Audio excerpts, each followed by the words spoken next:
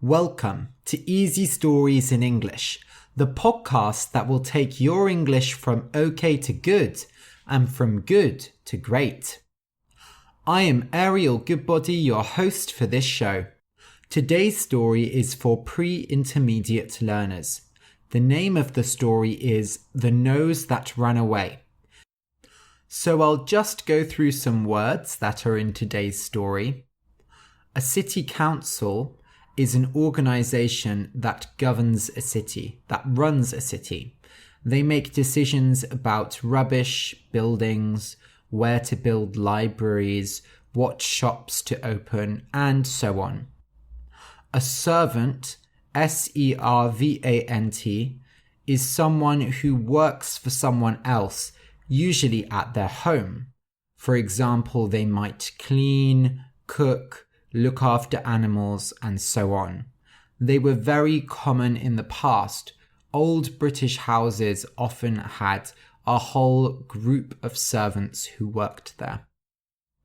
A major, M-A-J-O-R, is a person high up in the army, so they work for the army. A major controls other soldiers, and they usually control a few hundred soldiers. It is a respected position. A carriage, C-A-R-R-I-A-G-E, was a method of transport used in the past. Before cars were invented, people used things similar to cars, but horses moved them, or donkeys moved them. So you sat in the back like in a car, and someone sat on the front and guided the horses who pulled the carriage. You can still ride on carriages in some places. For example, in Central Park in New York, there are tourist carriages.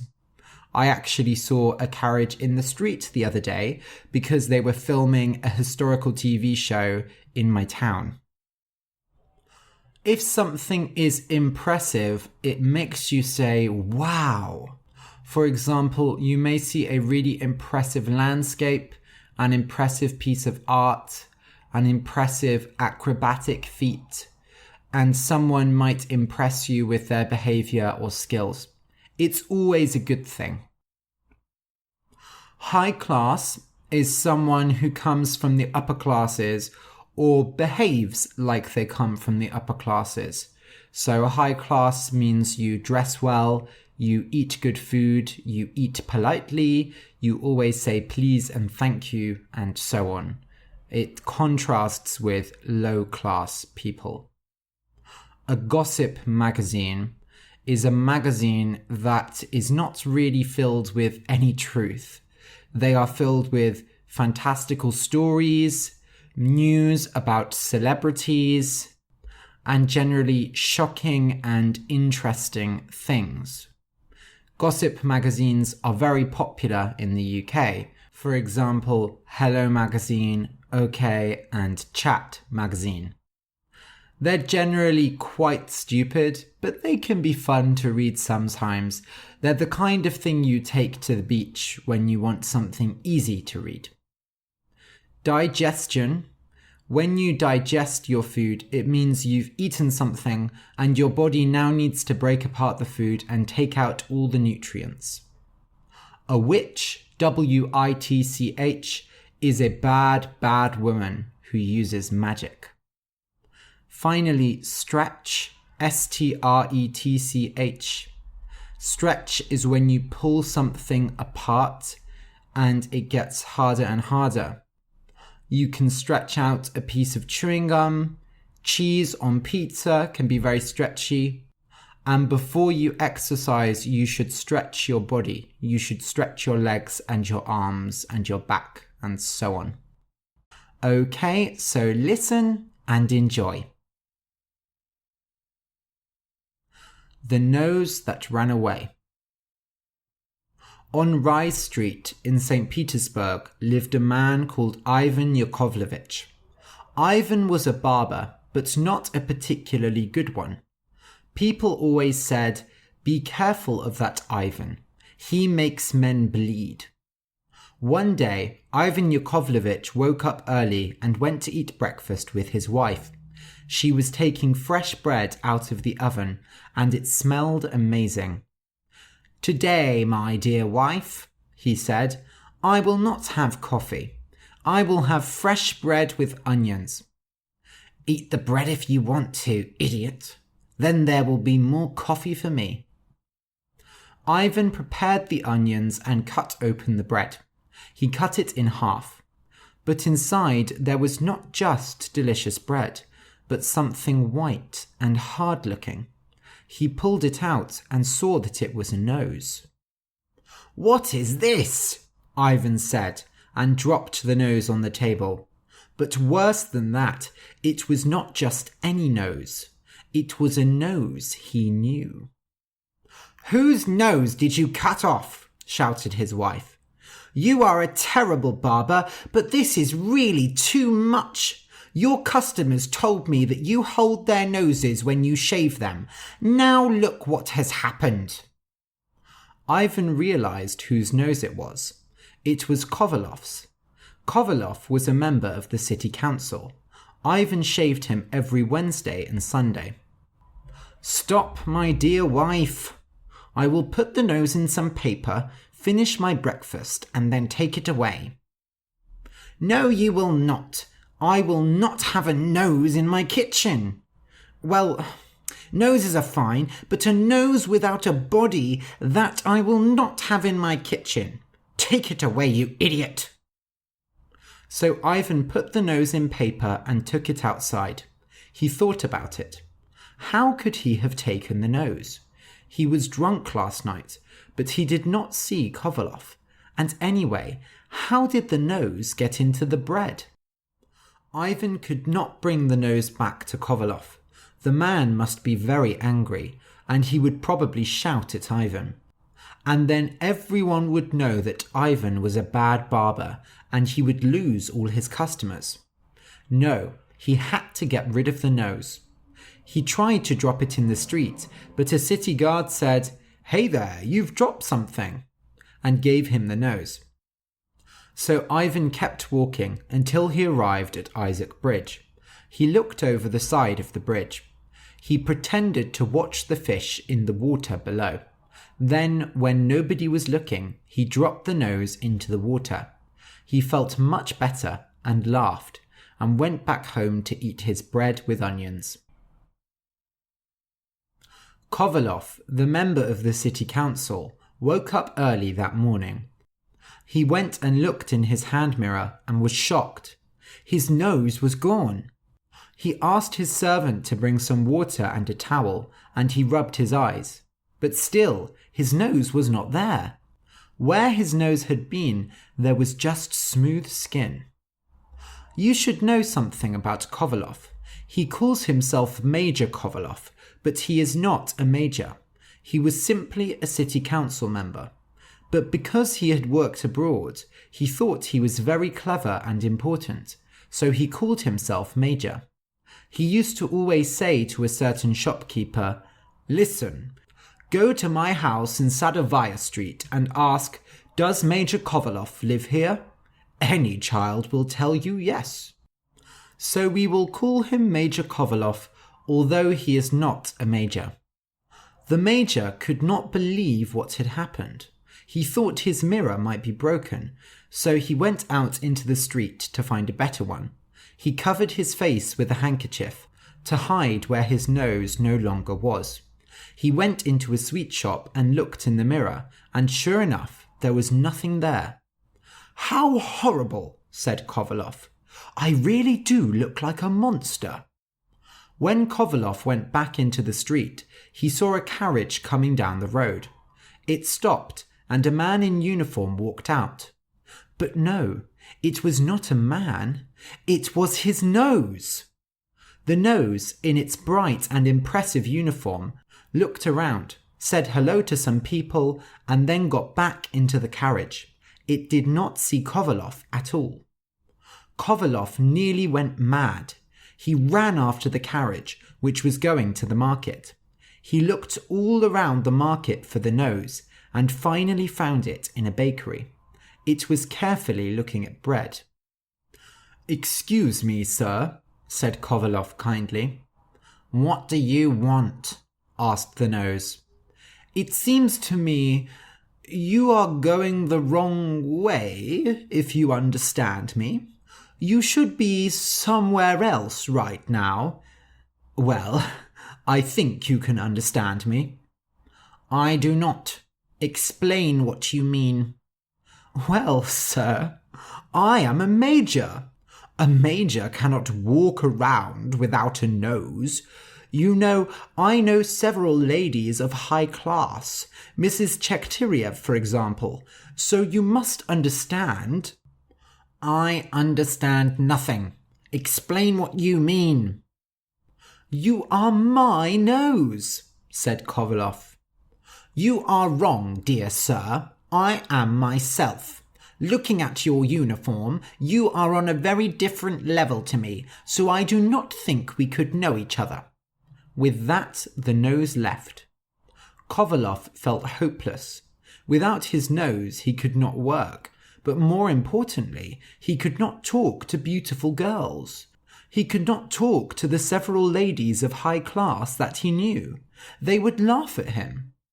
He stood there shocked for a few minutes and then tried to find the nose, but it had already left the market.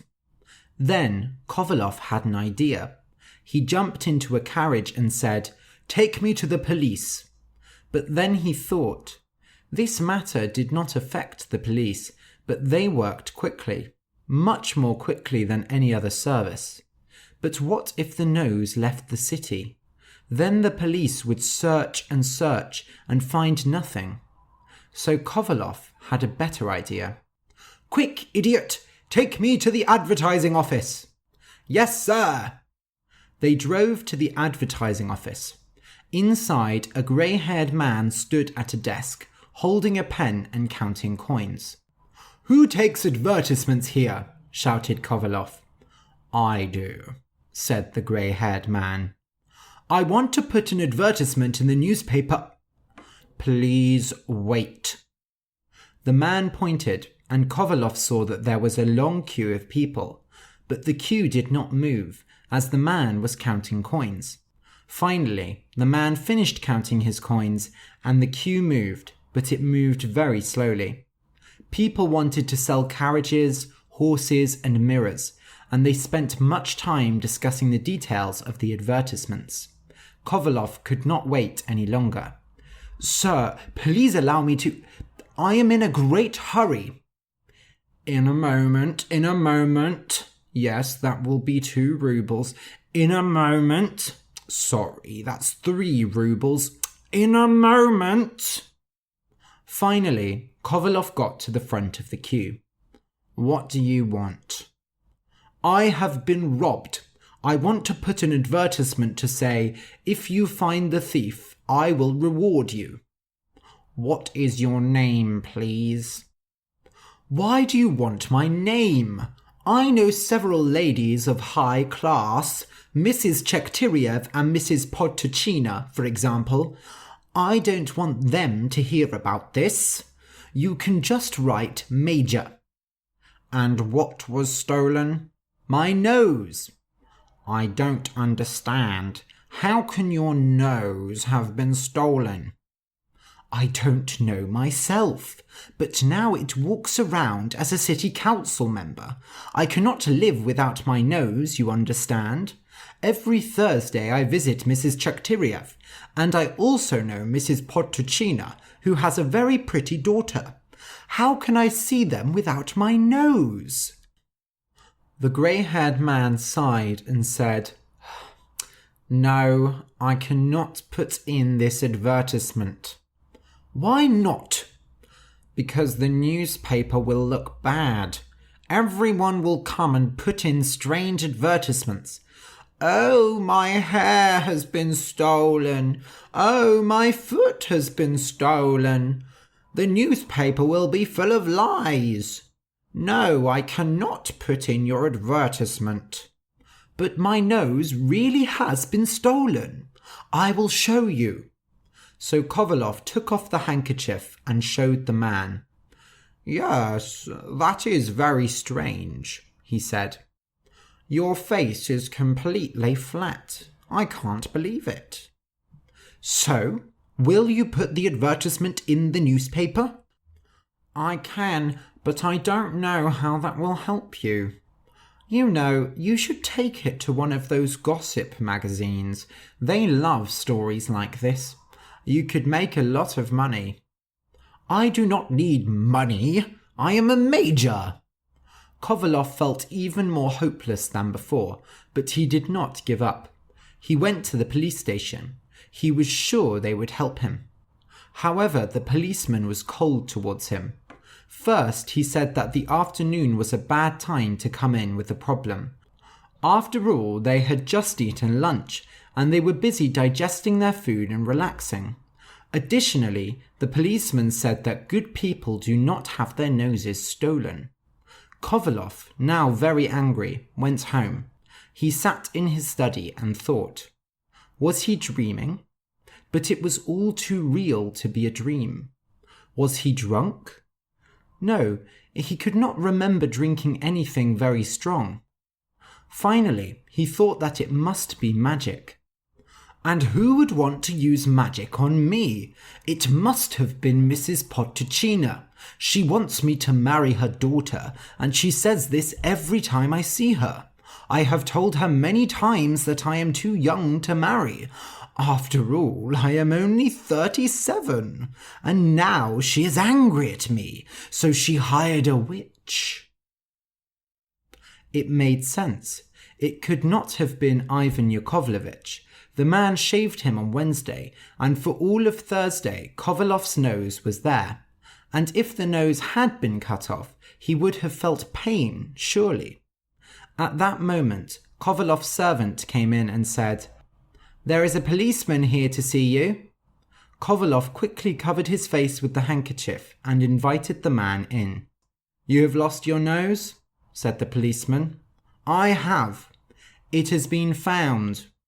"Really? How? And where?" "It was getting into a carriage going to Riga.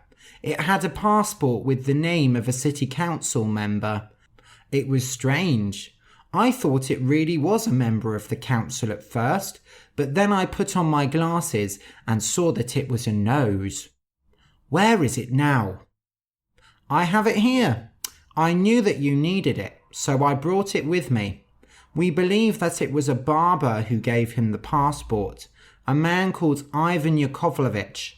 You will be happy to know that he is now in prison. Here is your nose without any damage." The policeman took the nose out of his pocket. It was inside some paper. Yes, that is it."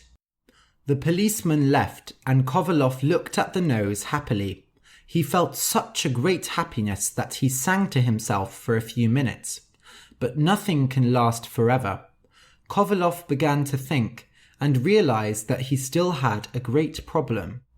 How could he put his nose back on his face? Carefully, he placed the nose on his face, but it did not stay on. So he tried breathing on it, but that did not work either. "Stay there, idiot!" he shouted. The nose fell onto the table and made a strange noise. He tried several times to put it on, but it did not work. He called for the finest doctor in St. Petersburg, a man with a great black beard and a healthy wife. The doctor ate fresh apples every morning and cleaned his teeth very carefully, using 5 different toothbrushes. The doctor arrived and inspected Kovalov's face. He pushed, smelled, and stretched it, and he did not seem happy with the results. "No, I cannot put the nose back on. If I try to, it will only make it worse." "But how can I live without a nose? This evening I have been invited to 2 parties. I know several ladies of high class, Mrs. Chekhtyriev and Mrs. Potticina. Although after what Mrs. Potticina did, I don't know if I will go to her party. But please, there must be a way to put the nose back on. Even if I have to take it off at night, that will be fine. I will pay you well." The doctor looked insulted. Believe me, I do not do my work for money. I only take money because my patients want to give me money. It is an art that I do. I could replace your nose, but really it would only make it worse. Let nature help you. Wash your face often with cold water. As for the nose, you could put it in a bottle and sell it. I would buy it if the price is not too high. No, I will not sell it. Get out. The doctor left and Kovalov returned to his thoughts. The next day, he wrote a letter to Mrs. Podtochina asking why she had done this to him. However, Mrs. Podtochina replied with a very confused letter. She had not heard anything about his nose, or anybody's nose, and she would never use magic. She also asked him again whether he wanted to marry her daughter. So Kovalov decided that it was not Mrs. Podtochina who stole his nose. He did not know who did it, and by now he did not care. Naturally, the story of Kovalov's nose spread around the city of St. Petersburg. People added many magical details. Some said that Kovalov's nose walked along a certain street every morning. So every day, a large group of people went there to look for the nose. One time, people said that the nose was inside a certain shop. Many people came to see it, and the police had to take them away. A businessman put chairs next to the windows, and people could pay to stand on them and look inside, but the nose was not there. The nose grew more famous, and Kovalov never lost it again. One day, Kovalov woke up and found the nose on his face. Somehow it had returned to the right place. Kovalov went to look in a mirror and said, "Oh, it has really happened!" He asked his servant to bring him a bowl of water, and he washed his face, and his nose was still there. Then he called for the barber, Ivan Yakovlevich. He looked like a scared cat. "Are your hands clean?" asked Kovalov. "Yes, sir, perfectly clean." "Good. Come and shave me." Ivan prepared Kovalov's face for shaving. As usual, he held Kovalov's nose with 2 fingers. Be careful." Ivan Yakovlevich let go of the nose and turned red all over. He began to shave very carefully, never touching his nose again. Finally, he finished shaving. Kovalov then dressed himself and went about his day. He saw many people, and every time he made sure to mention his nose. Finally, he saw Mrs. Podtochina and her daughter. They talked for a long time, and he said, "Yes, you still want me to marry, don't you? Well, it won't work. I'm still very young, you know, although your daughter is very beautiful." Kovalov returned to his normal life, and the stories of the nose died down, and never again did it run away. Now, wasn't that a strange story? Even in Russia, such things can happen. But there are many facts that are strange in this story. Not only did the nose disappear, but it pretended to be a city council member. Even stranger, how did Kovalov think he could make an advertisement about the nose? It is simply not right. A man like Kovalov should know this. Another question. How did the nose end up in Ivan Yakovlevich's loaf of bread? I simply don't understand. But the biggest question is, how can authors write about such things? It is not right to write about a nose running away, even if it is funny. I simply cannot understand it. These stories do not bring any advantages to the country, although they do not hurt it either. Well, I suppose it is not so strange. These things do really happen, even though many people say they don't. They happen very rarely, but they do happen.